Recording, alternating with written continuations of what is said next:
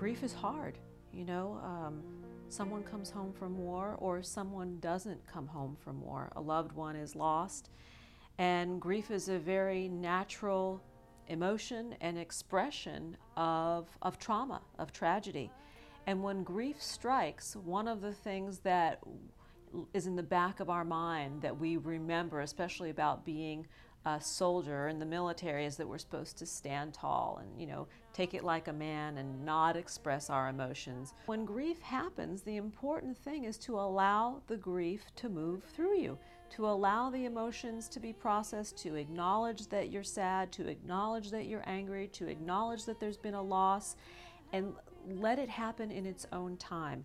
And if you cannot move through the grief, that's when it's important to get help as well. Without grieving, we sort of store it away in our consciousness and it plays out in very destructive ways, including anger that we've spoken of before, self-medicating, raging at others, and ostensibly raging at the ones that we love, or being so bottled up and withdrawn that we cannot move forward in our lives. So the point of this is grief is natural. There are several stages of grief that we get into in the books and the blogs and the workshops. But the point is there is no right way to grieve, but it is important to grieve, to move through the process from the shock and the horror and the awe of what has happened to finding a new normal in life that allows the space and time for joy. No, it's shaping.